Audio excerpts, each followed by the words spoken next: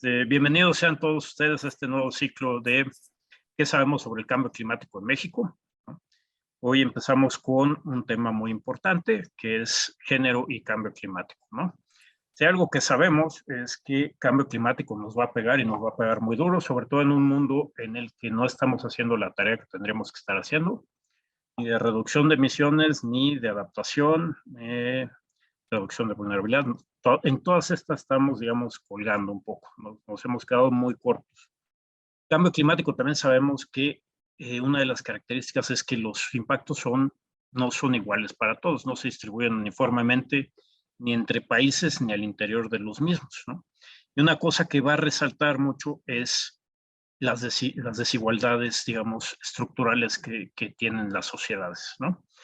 Y es por eso muy importante abordar el tema que ya nos hemos tardado, pero ya aquí estamos, de género y cambio climático, porque también sabemos, ¿no? Sabemos que cuando ocurre un evento natural que acaba en desastre gracias a la construcción social de estos desastres, que incluye estas desigualdades que tenemos la necesidad de mantener durante siglos y casi milenios, ¿no? Sabemos que, por ejemplo, las mujeres son mucho más vulnerables a este tipo de eventos, que son, por ejemplo, las últimas en salir cuando hay evacuaciones, etcétera, etcétera, que hay un chorro de condiciones sociales que acentúan la vulnerabilidad, ¿no? El ejemplo que creo que es muy claro es el análisis de los impactos de los huracanes en Jamaica que salió hace 2 años en The Lancet, en la revisión de cambio climático, donde nos dicen que, por ejemplo, ocurre un huracán y, pues bueno, no es solo el impacto del huracán directo, que ya hay cierto problema con esto que mencionábamos de que las mujeres son las más vulnerables por las condiciones que tenemos, sino que, por ejemplo, las desigualdades se propagan y este impacto se propaga a través de estas desigualdades. Y en ese caso, por ejemplo, se mostró que las niñas, ¿no? Las niñas, digamos, recién nacidas, cuando ocurría el huracán, un año después tenían una probabilidad mucho mayor de morir, ¿no?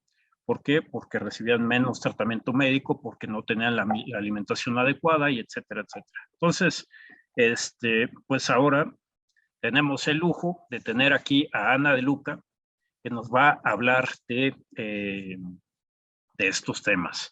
Bueno, Ana de Luca es doctora en Ciencias Políticas y Sociales por la UNAM, con especialidad en Relaciones Internacionales. Tiene una maestría por la London School of Economics and Political Science en Desarrollo y Medio Ambiente y una licenciatura en Relaciones Internacionales por la UNAM. Es coautora del libro Adaptación y Mitigación Urbana al Cambio Climático en México. Es co-coordinadora de los libros Transformaciones Ambientales e Igualdad de Género en América Latina y Género, Energía y Sustentabilidad, aproximaciones desde la academia, así como recientemente el libro Feminismo Socioambiental, revitalizando el debate desde América Latina. Es editora de la sección de Medio Ambiente de la revista Nexos, realiza actividades de comunicación sobre problemáticas sociales y ambientales, es columnista en El Universal y en Sopitas. Actualmente trabaja en el Programa Nacional Estratégico en Sistemas Socioecológicos y Sustentabilidad. Ana, un placer tenerte aquí. Muy bienvenida. Ciertas por ahí, ¿verdad? O se nos desconectó. Ahí está. Hola, Ana. Pues entonces te dejo, ya no te quito más tiempo. Muchísimas gracias, Gracias. Francisco. Agradezco muchísimo la invitación a este seminario, a todo un mes dedicado a temas de género y cambio climático. Y yo voy a hablar de un tema que es cómo podemos impugnar ciertos discursos, de la manera en la que se ha hablado sobre el cambio climático. Y ahora que tú estabas hablando y refiriéndote de la manera en la que son más vulnerables las mujeres y otros grupos históricamente marginados, pienso que uno de esos discursos que tenemos que empezar por impugnar es la idea de que el cambio climático somos todos, de que a todos nos afecta igual y que todos somos por igual responsables, ¿no? Y esa es una tarea muy importante que tenemos en los estudios de género y cambio climático. Y bueno, pues voy a compartir ahorita pantalla. Muchas gracias. Pues quiero empezar por hablar de una película que ahorita es muy sonada, que acaba de aparecer en Netflix, que se llama Don't Look Up, no mires hacia arriba. Y quiero empezar por esto porque creo que puede servir de ejemplo del mensaje que quiero mandarles hoy. En esta película les prometo que no se las voy a arruinar. Les voy a decir lo que aprenden en los primeros 10 minutos. Y es que un grupo de científicos se da cuenta que un meteorito está a punto de caer a la Tierra, ¿no? Y va a caer en 6 meses y va a hacer una catástrofe mundial, ¿no? Nadie va a sobrevivir. Y pues estos científicos obviamente quieren comunicar este mensaje de que viene el meteorito y se enfrentan a toda una serie de obstáculos para poder comunicar ese mensaje. Y pareciera que esa es nuestra tarea hoy en día desde las ciencias naturales y sociales con respecto a cambio climático, ¿no? Poder ver cómo comunicamos esas verdades, esos datos, esa ciencia que se está haciendo hoy en día. Pero yo quiero hacerles una propuesta un poco inversa, que es en realidad empezar a impugnar estas verdades que se van creando desde la ciencia. Se nos olvida que una actividad importantísima de la ciencia, si no es que la más importante, no es la creación de verdades, sino poner en duda esas verdades, ¿no? Reivindicar la naturaleza escéptica de la ciencia. Así que esto es algo que quiero compartirles hoy, que es cómo podemos empezar a revisar, a poner bajo sospecha las grandes narrativas, las metanarrativas que han construido el discurso de cambio climático, ¿no? Esto es cuáles son las causas de cambio climático, pero también cómo lo podemos solucionar. Y un discurso que ha permeado todos los sectores de la vida social es el discurso de la sobrepoblación. Y de eso les voy a hablar hoy. Pero les voy a hablar de este discurso de la sobrepoblación para que lo tomemos como un ejercicio de muchos otros discursos que tenemos que empezar a impugnar, a someter a revisión actualmente, ¿no? Otros de ellos, por ejemplo, la idea de que las tecnologías van a resolver el problema climático, los discursos catastrofistas, los discursos que son optimistas, pero desde la ingenuidad, en fin, toda una serie de discursos que construyen y que se han convertido en una especie de sentido común en la actualidad. Y es que el ejercicio por construir verdades y por someterlas a revisión es un ejercicio antiquísimo, ¿no? Es la práctica básica de la filosofía. Pero esto lo estamos haciendo en un momento del fenómeno mediático, en donde se construyen verdades en 2-3 minutos, en un video de Facebook, en Instagram, en TikTok. Es decir, este fenómeno mediático está interviniendo de alguna manera en la manera en la que construimos estas verdades. Y eso implica un nuevo reto en la actualidad. Y es que la posverdad, como la entendemos ahora, ¿no? Un fenómeno contemporáneo, un fenómeno de la actualidad, no es en realidad una mentira. Porque si se fijan en la mentira, sabemos cuál es la verdad, ¿no? Estamos omitiendo esa verdad. En realidad, la posverdad es utilizar alguna narrativa, ¿no? Alguna historia para reafirmar algo que nosotros ya creíamos anteriormente. Entonces, utilizamos cualquier pretexto, cualquier noticia que veamos para reafirmar nuestra ideología, para ratificar esas certezas que tenemos, que teníamos previamente. Utilizamos lo que nos funciona, ¿no?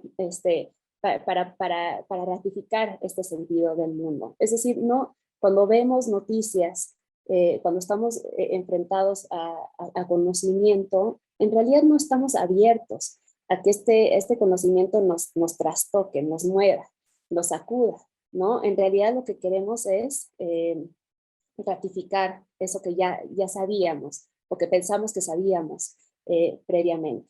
¿Y cómo podemos identificar cuando algo está dentro de la posverdad? Son discursos que se presentan de manera binaria, es decir, no hay matices, ¿no? Son blanco y negro y no se pueden cuestionar. Otra manera en la que podemos ver, digamos, discursos dentro de la posverdad es que empiezan a exaltar estados de ánimo. Si se fijan, por ejemplo, en el discurso de la sobrepoblación, pues lo que nos promueven es a tener miedo, ¿no? A tener terror, a sentir que no hay futuro, a pensar que cualquier medida, aun si atropella derechos humanos, es válida porque pone en riesgo nuestra vida, ¿no? Es decir, esto es una cuestión de supervivencia. Así podemos ver a la posverdad. Digo, no hay espacio para el pensamiento complejo, para cuestionarse, para salirnos de esa racionalidad. Y yo me he dado cuenta del discurso de la sobrepoblación, que es un discurso que no se impugna, porque está presente en nuestra vida cotidiana, ¿no? Si le platicas a alguien que te interesa temas de cambio climático, te dicen, bueno, claro, es que estamos sobrepoblados, ¿no? Y entonces tenemos que darles toda una serie de ejemplos y toda una argumentación y justificación para impugnar ese discurso, pero de otra forma se queda ahí, o sea, ya es parte de nuestro sentido común, ¿no? Desde nuestro día a día. Y de ahí que los discursos, la manera en la que se movilizan las verdades hoy en día, se conviertan en aparatos de poder, en dispositivos de poder, como diría Foucault, y que después desarrolló muy bien Giorgio Agamben.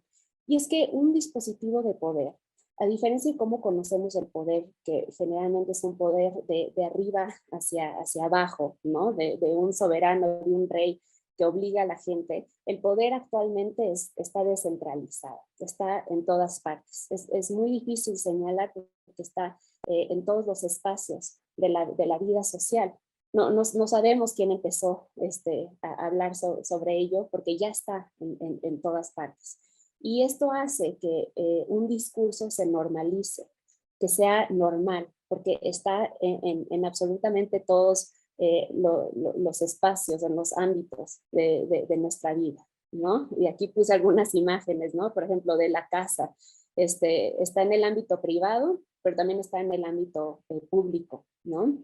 Está en la política, está en las organizaciones internacionales, está en las universidades, está en la manera en la que hacemos ciencia, en fin, está en el ámbito económico, política, social. Se empiezan a normalizar estos discursos, ¿no? Y de ahí la necesidad de que los tengamos que impugnar. Y mi propuesta aquí es mirar estos discursos desde las epistemologías feministas. Los estudios de género en realidad están arraigados, ¿no? en las epistemologías feministas. Y estos nos abren una nueva mirada, una nueva manera de ver la realidad, pero sobre todo de poder ser críticos ante estas verdades, ¿no? Empezando por la propia manera en la que se ha construido la verdad sobre ser mujer, ¿no? Esto por supuesto que nos permite mirar de manera profunda otras verdades que se han normalizado, que se nos han presentado como naturales, ¿no? Y que tenemos ahora la tarea de revisarlas. Lo que nos permite la epistemología feminista para hacer estos análisis de discurso es saber que estos discursos no son neutros. Es decir, hay relaciones de poder. Alguien gana y alguien pierde con estos discursos, ¿no? Podemos ver esas relaciones de poder desde el norte hacia el sur global, desde las ciudades hacia las periferias, desde los hombres hacia las mujeres, ¿no? Desde las élites hacia los grupos marginados. Es decir, en todo discurso hay relaciones de poder, hay imposición de un saber hacia otras personas que obviamente no se ven beneficiados y otras personas que sacan provecho de estos discursos. Lo que nos permite también estas epistemologías es trastocar las jerarquías desde las cuales se conoce.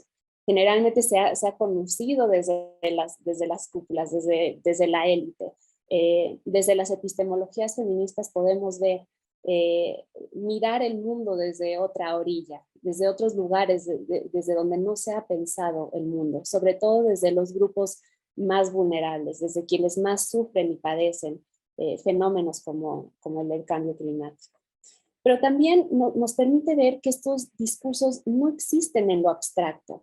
Es decir, no es que nada más nos mandaron un video de Twitter, ¿no? De la sobrepoblación o en nuestro WhatsApp, es que esto tiene repercusiones materiales, ¿no? Repercusiones en la vida de las personas, ¿no? Particularmente en el caso de la sobrepoblación, de las poblaciones del sur global y en especial de las mujeres.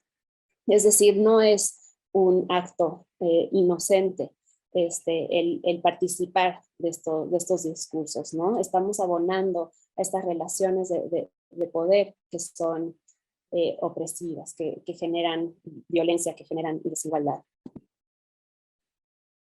Y bueno, como ya les decía, a mí me interesó particularmente en el doctorado estudiar pues el discurso de la sobrepoblación, ¿no? De dónde viene, en qué momento se convirtió en una verdad no impugnada, quién se ha beneficiado con este discurso, cómo se retrata, ¿no? ¿Cuáles son los mecanismos a partir de los cuales se moviliza este discurso? Pues uno de los lugares que más me ha preocupado de este discurso es el Internet, ¿no? Si se meten a Google y ponen sobrepoblación, van a encontrar una cantidad inmensa de imágenes como las que les estoy enseñando aquí, de lo que es la sobrepoblación. Pero si pueden ver en estas imágenes, generalmente están mostrando y retratando al sur global, a las personas más pobres. Es decir, no vemos personas blancas en este retrato de la sobrepoblación. Y si se fijan bien, hay muchas imágenes además de esta sobrepoblación que viene hacia nosotros, ¿no? Una sobrepoblación que nos amenaza, ¿no? O sea, como que se va dirigiendo hacia nosotros. De ahí que estas imágenes también estén muy vinculadas al discurso xenófobo de quienes están en contra de la migración, y esto ha sido muy utilizado también por Estados Unidos, ¿no? Hay una investigadora extraordinaria que se llama Betsy Hartman, que ha dedicado su vida a estudiar el discurso de la sobrepoblación, y ella en su libro se llama Reproductive Rights and Wrongs, dice: ¿por qué esta imagen, ¿no? La de la izquierda, que es en el transporte público en la India, se retrataría como sobrepoblación, ¿no? Pero una foto del metro en Londres, ahora pico, se vería como un problema de mala administración del transporte, ¿no? Y obviamente la respuesta tiene que ver con que pues el discurso de la sobrepoblación es en realidad un discurso profundamente racista. Es decir, solamente está sobrepoblados aquellos países que son los otros, ¿no? Que son personas como diferentes a nosotros, ¿no? Y bueno, algo que les quiero platicar es de dónde empieza este discurso. O sea, hay un momento en el que se crea esta ciencia, ¿no? de la sobrepoblación, pero que es utilizada de manera recurrente a través de la historia. Y bueno, ustedes pues seguramente habrán escuchado del icónico ensayo de Malthus, del principio de la sobrepoblación, en donde en 1789 empieza a decir cuáles son los límites que tiene la Tierra con respecto a la población, ¿no? Si pueden ver la gráfica que está ahí, la tesis de Malthus era que la población crece de manera geométrica, esto es, la población se multiplica, mientras que la producción de comida se suma. Y hay un momento en donde la población supera la producción de comida y ahí es en donde está la catástrofe. Según Malthus, esto iba a derivar en violencia, en guerras, en pobreza, etcétera.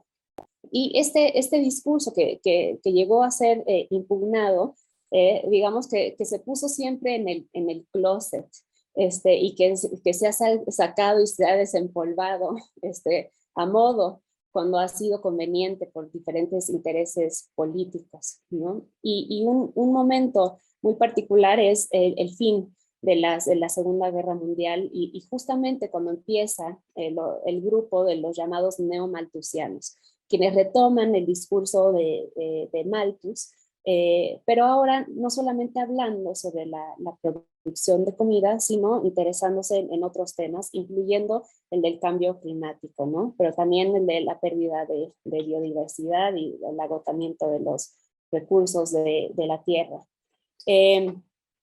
Pero este discurso le vino muy bien a Estados Unidos, ¿no? En esta nueva reconfiguración internacional, porque el control poblacional, un control poblacional que ya llevaba a Estados Unidos haciendo en su propio territorio después de la Primera Guerra Mundial, cuando empezaron a llegar muchos migrantes, sobre todo los europeos, y empezaron con prácticas eugenésicas dentro del propio Estados Unidos, llevaron esta política, que era una política interna, a convertirse en una política internacional. Y empezaron a mirar las tasas de fertilidad de todo el mundo, utilizando de pretexto que la manera más idónea de aliviar la pobreza sería reduciendo las tasas de fertilidad. Y entonces la planificación familiar, que es diferente a los derechos sexuales y reproductivos de las mujeres, porque estos últimos son mucho más comprensivos, son mucho más integrales, en principio, no solamente le darían anticonceptivos a las mujeres que no quieren tener hijos, sino que también ayudarían a las mujeres que quieren tener hijos, un problema que sucede mucho en el mundo en desarrollo. Pues bueno, la planificación familiar solamente le interesa la reducción de las tasas de fertilidad, ¿no?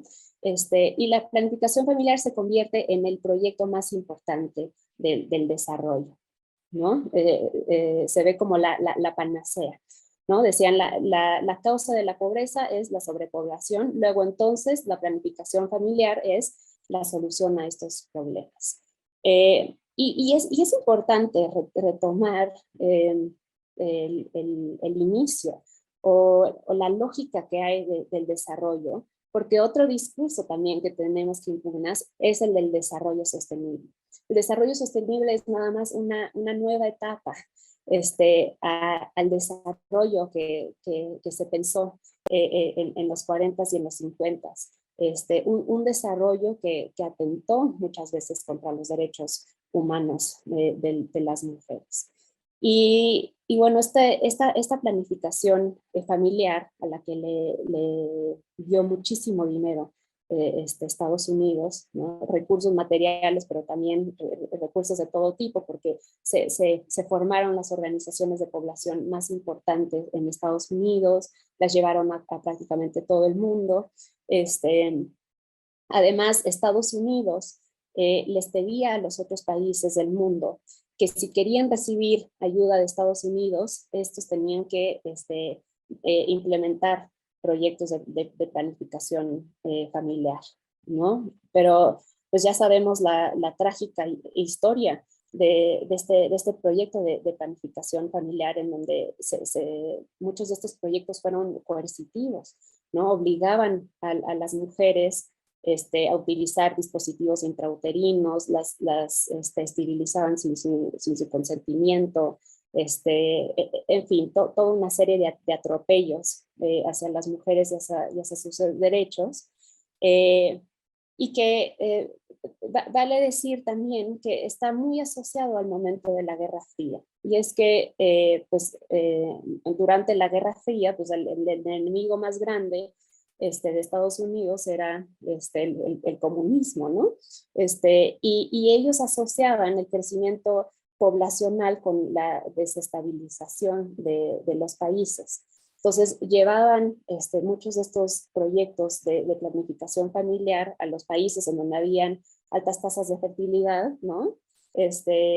Altas, de acuerdo a ellos, ¿no? Por supuesto, no sabría decir que es una alta tasa de fertilidad, pues, pero lo que ellos determinaban como una alta tasa de fertilidad y les llevan estos programas de planificación familiar, incluyendo México, ¿no? De hecho, especialmente México, ¿no? Porque tenían muchísimo miedo de que México se convirtiera comunista y un aliado de Rusia y de China. Entonces, aquí llevaron muchísimos programas y les dieron muchísimo financiamiento, ¿no? Pues ya lo sabemos muy bien que hubo un cambio tremendo en el número de hijos que se tuvieron a principios del siglo pasado y a mediados, finales del siglo pasado aquí en México. De hecho, hay un comunicado por ahí de Henry Kissinger en donde dice, necesitamos bajar las tasas de fertilidad de los siguientes países, ¿no? Y en eso estaba incluido México. Entonces, bueno, pues llevaron estos programas de planificación familiar y hubo, pues obviamente, un enorme rechazo de la comunidad internacional una vez que se dieron cuenta, pues, no solamente de la lógica que había detrás de estos proyectos, sino la manera en la que se trataban a las mujeres en estos programas. Así que empezó una nueva era de los programas de control poblacional que yo llamaría como los políticamente correctos, ¿no? Empiezan a utilizar el discurso de los derechos de las mujeres, ¿no? El derecho a decidir sobre sus propios cuerpos, pero la lógica del control poblacional sigue estando ahí. Y actualmente hay muchos programas en donde se busca reducir las tasas de fertilidad de las mujeres, diciendo que es la propuesta más rentable para evitar el colapso climático del mundo. Así que, pues en mi tesis de doctorado investigué unos proyectos en particular que se llaman Population, Health and Environment, ¿no? Población, salud y medio ambiente. Y estos proyectos lo que buscan es que en aquellas zonas de alta biodiversidad, los llamados ecological hotspots, lo que quieren es reducir las tasas de fertilidad y hacer que las mujeres, en vez de que estén criando a muchos niños, estén al servicio de los proyectos de conservación de estas localidades, ¿no? Generalmente se localizan en espacios en donde existe último especie de orangutanes, ¿no? O un ecosistema muy frágil, o un ecosistema de alto valor, ¿no?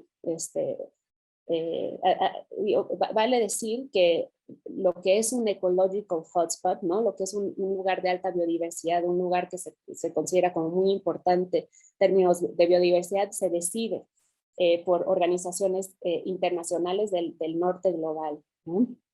Estos proyectos de Population, Health and Environment, entonces llevan servicios de planificación familiar a estos lugares. Y participan muchas organizaciones de población, pero también organizaciones de medio ambiente, ¿no? Organizaciones muy atesoradas por las personas, como el World Wildlife Fund, el Jane Goodall Institute, el Sierra Club, que es la organización de conservación pues, más grande de Estados Unidos, pero también las organizaciones de población más importantes. Participan gobiernos a través de sus agencias de desarrollo y pues quienes son las que dan el dinero, pero también están algunas think tanks, ¿no? En particular el Woodrow Wilson Center, que lo que hace es juntar a todas estas organizaciones para que se pongan de acuerdo, trabajen juntas en estos propósitos.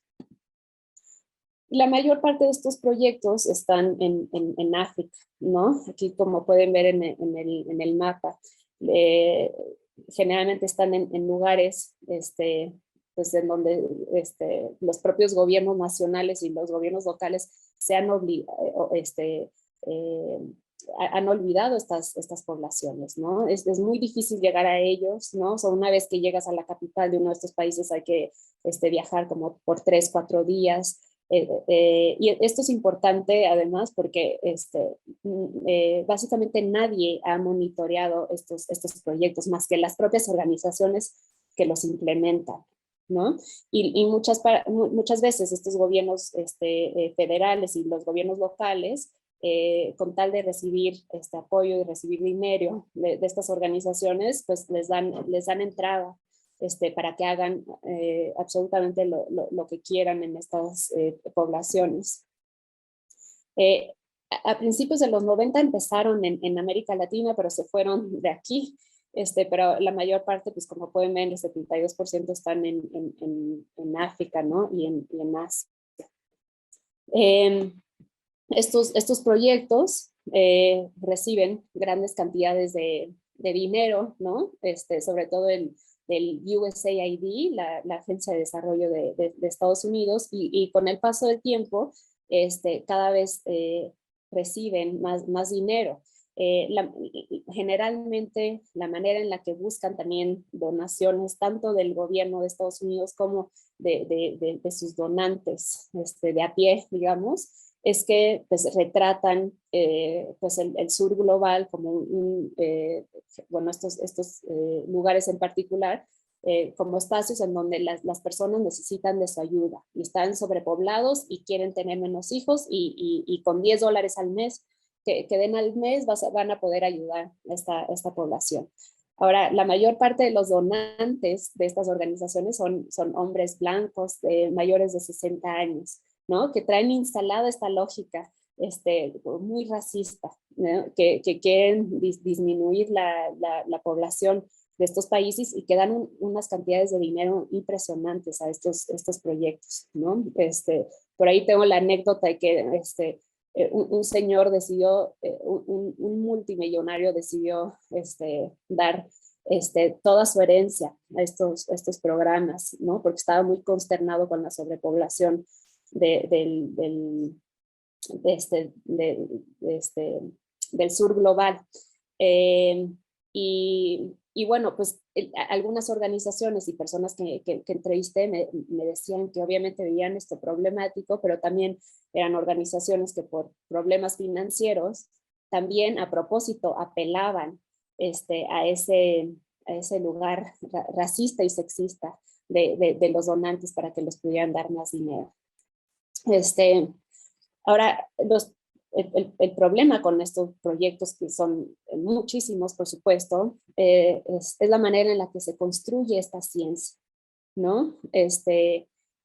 Las causas de cambio climático, del deterioro de estos ecosistemas, no se ve como un problema de factores en donde ellos están implicados, ¿no? Se aleja geográficamente el problema y se le deposita a otras personas que son, por supuesto, las menos culpables de generar estos proyectos, ¿no? Entonces, las causas y las consecuencias y las soluciones, perdón, de cambio climático se hacen, no se producen sin integrar a otras poblaciones, ¿no? Generalmente se hacen desde las universidades de Estados Unidos, europeas, de estas organizaciones, pero no se dialoga, no se integra conocimiento otro, ¿no? Que no es ese que se produce desde estas jerarquías que les decía, ¿no? Como científicas, estas formas en las que siempre se ha mirado el mundo. Además, se asume de forma arbitraria lo que necesitan las comunidades y lo que es más valioso en sus vidas. sea, llegan a estas comunidades diciéndoles cuáles son sus problemas y además cómo los van a solucionar, pero nunca antes fueron con estas comunidades para platicar qué es aquello que necesitan, ¿no? Cuáles son los problemas que ellos reconocen como tales, ¿no? Y cómo querrían solucionarlos, ¿no? Llegan desde lejos, ¿no? Personas de Estados Unidos a implementar proyectos con personas con las que nunca han dialogado jamás. En esta forma de construir la ciencia se omiten las relaciones de poder que están presentes obviamente en el deterioro ambiental global. Y bueno, hay obviamente muchísimo heterosexismo, discriminación basada en el género, en la manera en la que están construidos estos programas. Se culpa a las mujeres del sur global por el deterioro ambiental, ¿no? Si la gran amenaza del mundo, si el gran causante del mundo es el crecimiento poblacional, luego entonces son las mujeres del tercer mundo, ¿no? Las culpables de ello, ¿no? Se refuerza además el rol de la mujer como cuidadora, ¿no? En estos proyectos, como les decía, se busca que las mujeres dejen de tener hijos para que ahora se pongan al servicio del cuidado, de conservación que le piden las organizaciones del norte global. Se homogeneiza a las mujeres, ¿no? Yo me dediqué a ver fotografías, ¿no? De la manera en la que se les retrata a las mujeres. Y si pueden ver, las mujeres aparentemente están muy contentas de estar recibiendo estos servicios, ¿no? Se les retrata como mujeres como hiperfértiles, ¿no? Como con una fertilidad incontrolada, como seres pasivos, como seres primitivos. Y algunas de las preguntas que yo les hacía a quienes llevan a cabo estos proyectos es ¿qué pasaría si las propias personas hubieran sido quienes retrataran estos proyectos, ¿no? ¿Cómo se habrían visto? Obviamente en estas imágenes que nos muestran, que además lo que buscan es tranquilizarnos, ¿no? De que estos proyectos están haciendo algún bien, es pedirles obviamente que sonríen, ¿no? De que les están dando aquí un condón, ¿no? O de que está como esta población salvándolos, ¿no? Es el complejo del Salvador de Occidente lo que está aquí. Además, cuando llevan estos proyectos, supuestamente no les dicen que la familia de 4 es la familia ideal, ¿no? Pero les ponen estas imágenes, ¿no? En donde hay una familia heterosexual, generalmente familias de 4, ¿no? Así que aquí se normaliza pues, un ideal heteronormado y la familia de 4, que es la típica familia suburbana pues estadounidense, ¿no? Así que, bueno, pues aquí les quiero dejar con unas reflexiones finales. Y es que tenemos que construir ahora nuevas narrativas, ¿no? Hay estas narrativas, estas verdades que están dominando la manera en la que entendemos, sentimos nuestro mundo. Y la manera en la que lo sentimos y lo pensamos nos va a llevar a las maneras en las que vamos a actuar entre los problemas. Entonces, tenemos que empezar a revisar estas grandes narrativas, ¿no? De la modernidad y este mundo ilusorio que construyen, ¿no? Que poco se asemeja a la realidad. Tenemos que empezar a habilitar y a darle espacio a otras formas de pensar y sentir el mundo. Cuando una verdad como la de la sobrepoblación está instalada es porque le ganó a otras verdades. Ya ahí fue un ejercicio de poder. Tenemos que darle pie a que otras narrativas, otras formas de pensar y concebir el mundo tengan espacio, ¿no? Y para eso se requiere un ejercicio subversivo, ¿no? Esta palabra me resulta muy interesante porque la subversión implica poner una versión que está por debajo de la versión, digamos, dominante, ¿no? Moverla, ¿no? Como darle la vuelta a la tortilla. Es un ejercicio de trastocamiento muy radical. Y a mí me parece que el feminismo es un ejercicio de subversión.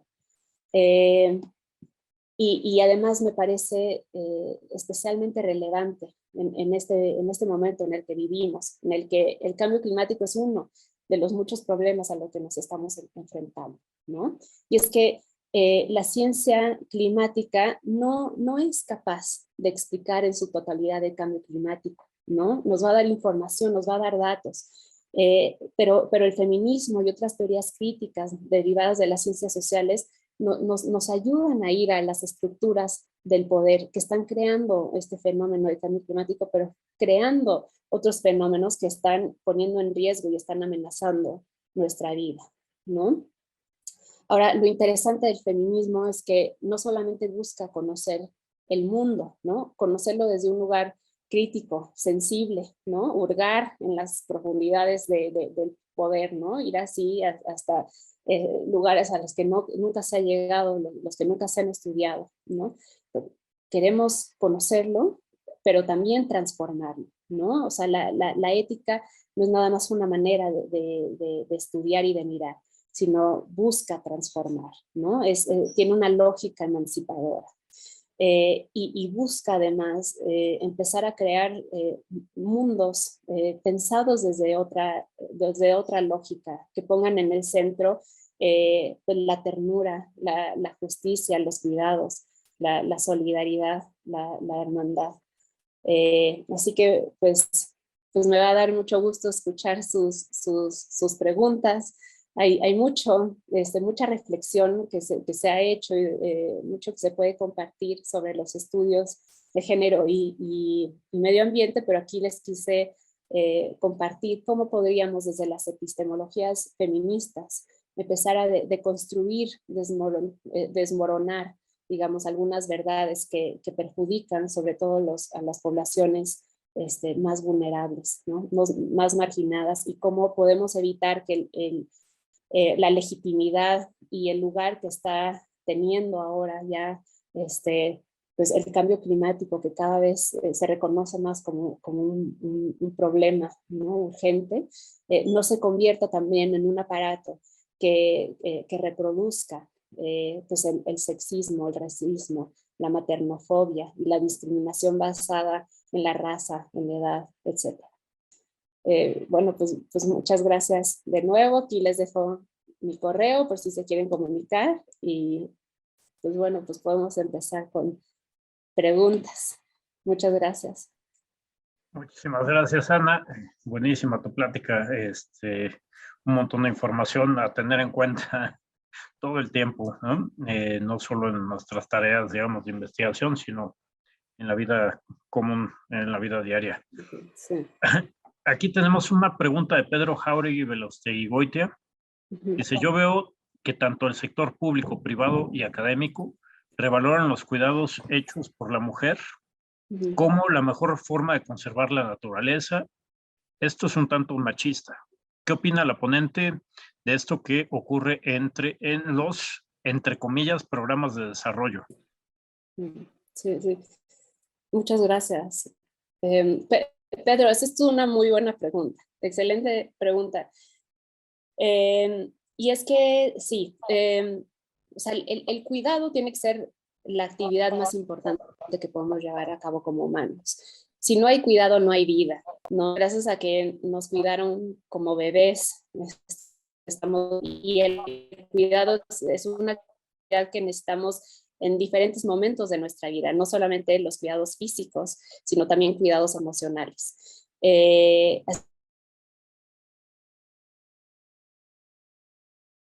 A civilizarlos y de reconocerlos como una actividad pues, importantísima para el desarrollo de la vida.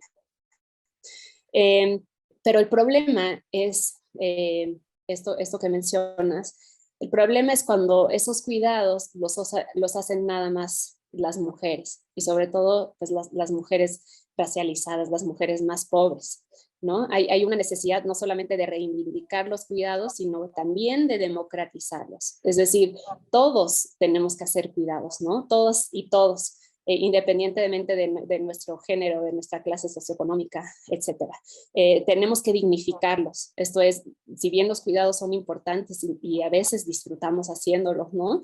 No quiere decir que no nos quiten tiempo, ¿no? Que no nos demanden mucha de nuestra energía. Y entonces las personas que hacen cuidados tienen que hacerlo en jornadas dignas, ¿no?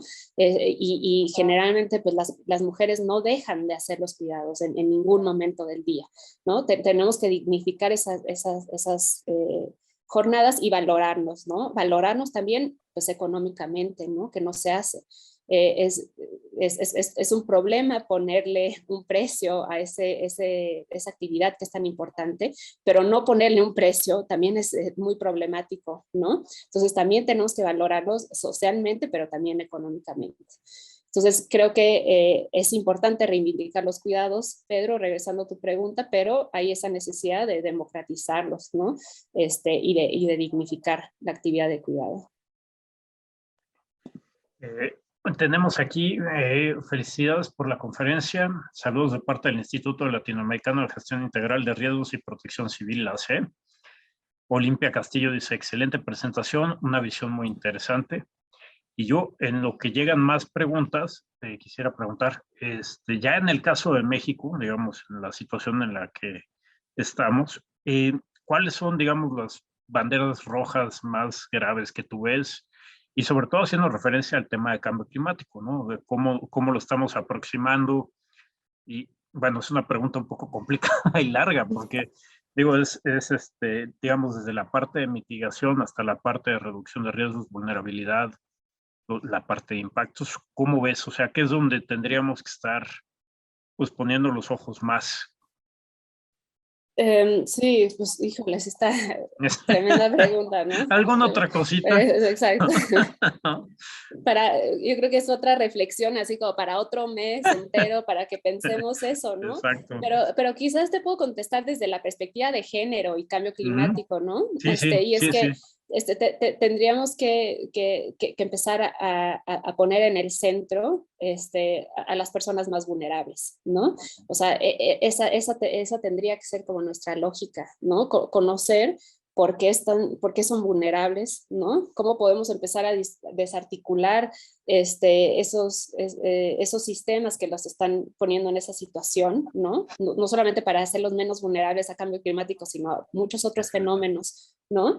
Y empezar con las personas, digamos, más desprotegidas, con quienes han sido, pues quienes se han mantenido siempre al margen de la política pública y del desarrollo en general. Y no solamente mirarlos, sino poner sus conocimientos al centro, ¿no? Porque muchas veces llegamos desde lejos a decirles, yo sé cuál es tu problema y yo te voy a decir cuál es la solución. Tenemos que empezar a ver cuáles son sus problemas desde su visión, o sea, que ellos y ellas construyan sus propios problemas y le demos voz y cabida a sus alternativas de vida, que son muchas y son mejores sus propuestas que las que estamos haciendo desde la ciencia, desde estos lugares aparentemente sofisticados. Nadie sabe qué es mejor para su vida que la gente que está viviendo, ¿no? Esas realidades. Así que necesitamos hacer un trastocamiento de la manera en la que hacemos política pública, que hacemos ciencia, que pensamos en general el problema climático. Me parece que, regresando a lo mejor un poco a mi exposición, que esto tiene que ver con un problema cognitivo, ¿no? ¿Quiénes son las autoridades para pensar los problemas y para darle la solución? Creo que eso nos puede dar un eje importante de cómo podemos trabajar los problemas actuales de cambio climático, pero muchos otros, ¿no? Sí, completamente de acuerdo. Muchas gracias, Ana. Tenemos aquí una pregunta de Sebastián Vidal, que dice, gracias por la presentación. ¿Tiene alguna recomendación para articular redes a partir de los afectos para combatir el cambio climático desde las juventudes? ¿Algo que mantener en mente?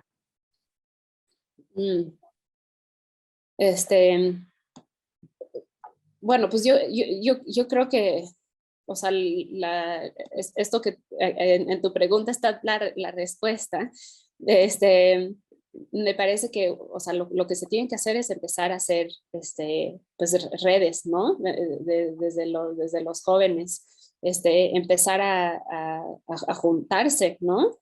Porque así como hablo de los grupos más vulnerables, ¿no? O sea, en realidad quienes hacen política climática, quienes hacen política pública, etcétera, son las personas más grandes, ¿no? Quienes a lo mejor no van a vivir muchos de los efectos de cambio climático. Entonces, tenemos que dar cabida a las personas más jóvenes, ¿no? Que son quienes van a vivir estos efectos y necesitamos escuchar la voz que ya se está escuchando, ¿no? Tiene una enorme resonancia, ya la de los jóvenes en el mundo, pero pues necesitamos escucharlos de muchas maneras, ¿no? Escucharlos en la ciencia, escucharlos en los medios sociales, ¿no?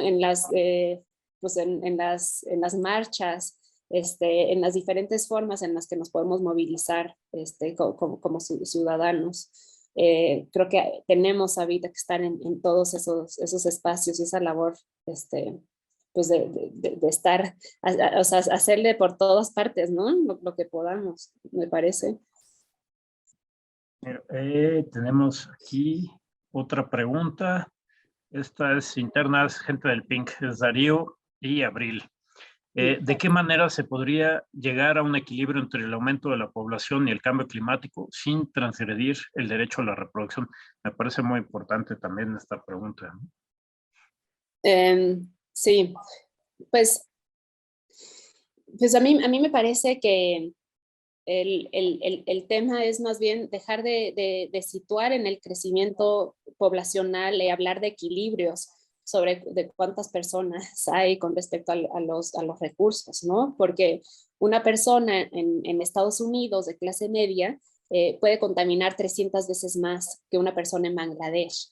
Entonces tenemos que dejar de ponerle tanta atención a los números y empezar a hablar de los sistemas económicos y políticos que hacen que una persona pueda consumir 300 veces más que otras, ¿no? Creo que tenemos que estar dejando de hablar de los números de población, ¿no? Y acercar los derechos sexuales y reproductivos a las mujeres, ¿no? Generalmente cuando las mujeres tienen acceso a ellos, pocas veces deciden tener 9 hijos, ¿no? 8 hijos.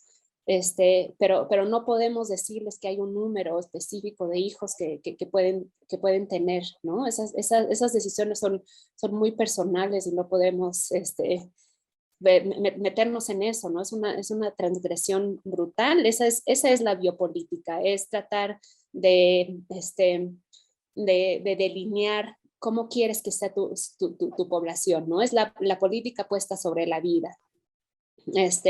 Y es un problema querer meternos en la vida de las personas en nombre de cambio climático, ¿no? Porque puede ser cambio climático, pero puede ser cualquier otro pretexto, ¿no? Así que, pues sí, creo que eso es lo que tenemos que hacer y poner atención más bien en pues estos sistemas, esta racionalidad económica tan devastadora en este capitalismo extractivista, ¿no? Que está acabando con la vida y que está haciendo que este mundo sea tan hostil. Creo que ahí deben de estar puestos nuestros intereses, ¿no? Y nuestras preocupaciones. Muchas gracias, Ana. Déjame ver, es que tenía que la pregunta y se me movió en el chat. Bueno, Arturo Martínez nos dice gobernanza, políticas bottom-up y ciencia postnormal. Arturo Martínez otra vez nos dice, ¿cuál puede ser una estrategia para sensibilizar a los tomadores de decisiones en perspectiva de género?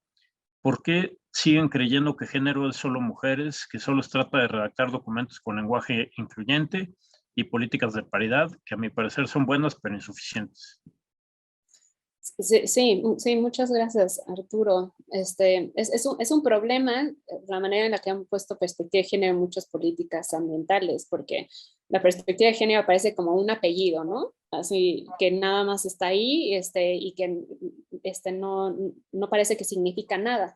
Pero muchas veces lo que hace es poner a las mujeres a trabajar y de manera gratuita, ¿no? Aumentar la carga de trabajo que tienen, porque las ponen a hacer actividades de cuidado generalmente. Entonces, a veces esta perspectiva de género en las políticas ambientales, lejos de ayudar a las mujeres a tener una mejor vida, vida más digna, ¿no? Tener tiempo de esparcimiento, de recreación, vivir menos opresión, en realidad están aumentando la carga de trabajo. Entonces, pues lo que se necesita es trascender el discurso políticamente correcto, dejar de decir que todo tiene perspectiva de género y pues que las personas que están a cargo de estas políticas se sensibilicen, ¿no? de los problemas. Y aquí Olimpia Castillo nos dice, efectivamente el problema de fondo no es la población, sino el estilo de consumo o el consumismo, porque ocurre entre países, pero también entre ciudades dentro de un mismo país. Gabriela Aguilar nos pregunta, ¿qué opinión tienes de las mujeres que han decidido no tener hijos por miedo a la crisis climática? Sí, pues fíjate que pues ahora hay cada vez más mayor miedo a nuestro futuro, no solamente por cambio climático, ¿no? Sino por la pandemia, que también están relacionadas, ¿no? Y pues muchas mujeres están tratando de alguna forma, pues de no tener hijos por el miedo que les provoca la realidad que van a vivir esos hijos en el futuro. Pero a mí la que me preocupa es las mujeres que han decidido justamente por pues, discurso de la sobrepoblación, ¿no? Porque además déjenme decirles que que llevan a cabo estos proyectos como los que les estaba platicando, todos tienen hijos, ¿no? Y tienen muchos hijos también. Entonces, o sea, porque es el dispositivo ya funcionando sobre nosotras mismas, ¿no? El gran ejercicio del poder es crear sujetos sujetados a formas de pensar, ¿no? Estos discursos no solamente existen en las redes sociales, en programas internacionales como les platiqué, sino que de alguna forma terminamos por asimilarlos, terminamos por hacerlos nuestros, vivimos esa propia realidad, ¿no? Y entonces, pues aquí me parece un ejercicio importantísimo, un ejercicio de resistencia de esas formas de poder, tratar de trascender esas verdades y ver qué es lo que nos funciona a nosotros, más allá de estas narrativas que se nos han impuesto, ¿no? Bueno, ya vamos cerrando, ya estamos sobre la hora, pero quedaron varias preguntas que nos mandaron muy amablemente. Te las vamos a pasar a tu correo y les recuerdo a todos que esta charla pues la vamos a retomar. Digo, durante todo este mes vamos a estar hablando de género y cambio climático y la sesión final tenemos ahí una mesa de diálogo entre los ponentes y ahí los invito mucho a que participen y que sigamos con esta discusión. Ana, pues te agradezco enormemente que hayas estado aquí. Es un tema fundamental y que muchas veces se pasa de largo todavía en este tipo de foros a veces, ¿no? Entonces, qué bueno que te tenemos, qué bueno que estuviste aquí con la presentación. Muchísimas gracias y nos estamos viendo, bueno, para la siguiente sesión y la sesión final. Muchas gracias a todos. Gracias. Gracias, Ana. Lindo día. Bye. Hasta luego. Bye. Gracias, chao.